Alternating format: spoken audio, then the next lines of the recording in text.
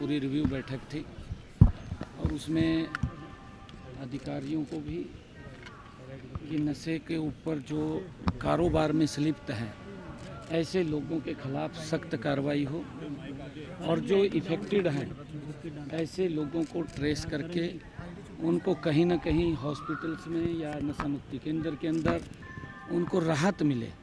और उसके लिए अलग से हमने कई बिंदुओं के ऊपर चर्चा की है ताकि इस नशे के खिलाफ सख्ताई से उसको समाप्त किया जा सके।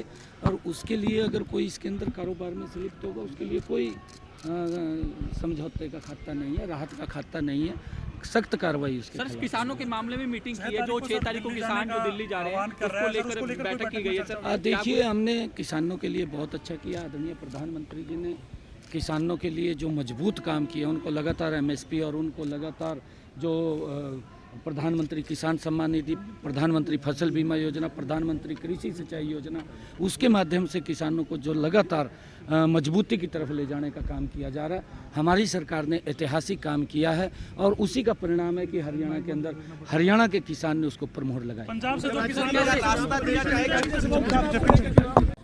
इसीलिए गठित की थी। उनके क्या क्या जो विषय थे उस विषय को लेकर के उन्होंने बात करनी, उन्हें बुला करके बात भी की है क्योंकि कमेटी ही रिपोर्ट देगी। सर, परमिशन तो दी नहीं लेकिन फिर भी अड़े हुए हैं, पैदल जाने की बात कर रहे हैं। सर रोकेंगे उसे? नहीं, देखिए, मैंने कहा है कि हमारी सरकार ने, केंद्र की सरकार ने, आदरणीय मोदी जी ने और हमारी हरियाणा सरकार ने, हमने हरियाणा के अंदर 100% फसल किसान की एमएसपी पर खरीदने की बात कही है। हम खरीद रहे हैं। केंद्र के अंदर भी आदरणीय नरेंद्र मोदी जी ने, जिसकी मैंने चर्चा की है आप लोगों से, किसानों को जो कांग्रेस ने एक झूठ फैलाया था कि एमएसपी बंद हो जाएगा, लगातार पिछले 10 वर्षों से एमएसपी को नरेंद्र मोदी जी बढ़ा करके दे रहे हैं। किसान को प्रधानमंत्री किसान सम्मान निधि के माध्यम से उस तक पैसा पहुंचा रहे हैं। प्रधानमंत्री फसल बीमा योजना के माध्यम से उसको जो नुकसान है उसकी भरपाई देने का काम कर रहे हैं। ये आंकलन जरूर होना चाहिए कि कांग्रेस के समय में किसान की अगर फसल का खराबा होता था, कांग्रेस कितना देती थी और हमारी सरकार के अंदर जो खराबा हुआ कितना पैसा दिया है। जमीन आसमान का अंतर है।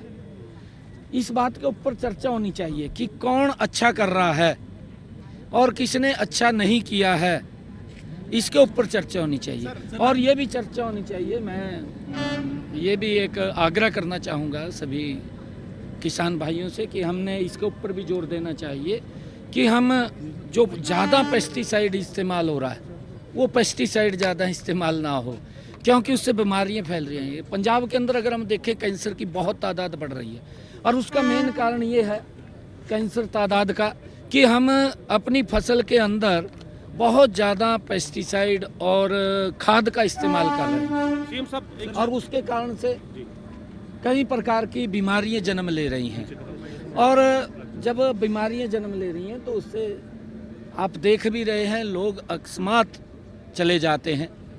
हम इसकी तरफ भी मैं सभी जत्थेबंदियों से आग्रह करना चाहूँगा कि किसानों को इसके लिए भी प्रेरित करना हमारी जिम्मेवारी बनती है।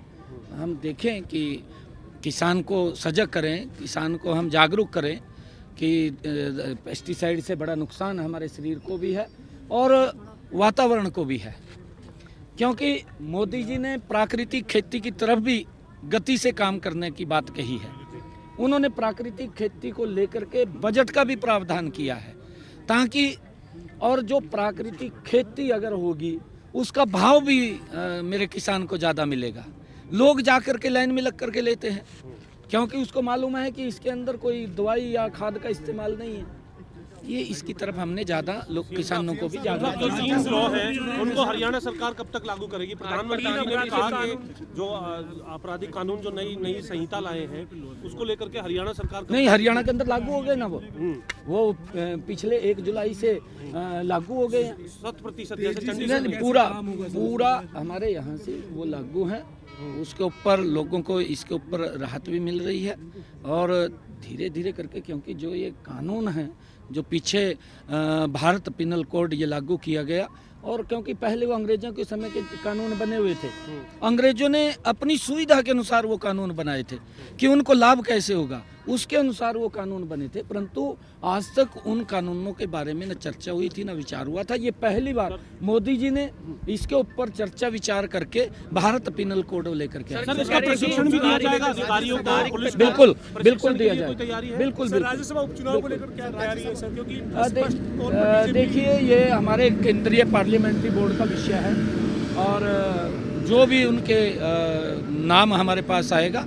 सर, दिल्ली में भी एक कोई अहम मीटिंग है आपकी आज जिसके लिए आप जा रहे हैं? दिल्ली में बैठक उसमें क्या विषय रहेगा सर? नई संगठन की बैठक है। सर, वो प्रधानमंत्री ने कहा कि तारीख पे तारीख नहीं चलेगी। जिस तरीके से जो 3 लॉ जो पास किए गए, आप भी प्रधानमंत्री जी से मिलने थे, तो क्या कुछ डिस्कशन हरियाणा से रिलेटेड क्या हुआ सर? कोई बातचीत हुई सर हरियाणा को लेकर? नहीं, प्रधानमंत्री जी तो बोलते हैं बार बार कि अच्छा काम करो, लोगों को राहत मिलनी चाहिए। 9 तारीख को आ रहे हैं सर प्रधानमंत्री। हाँ, 9 तारीख को आदरणीय प्रधानमंत्री जी प्रधानमंत्री बीमा सखी योजना पूरे देश के लिए लॉन्च कर रहे हैं। हमारे लिए परम सौभाग्य की बात है कि आदरणीय प्रधानमंत्री जी पानीपत की उस भूमि के ऊपर जहां उन्होंने बेटी बचाओ बेटी पढ़ाओ का आगाज किया था, आज वो बीमा सखी योजना को लॉन्च करने के लिए आ रहे हैं। Thank you sir, thank you.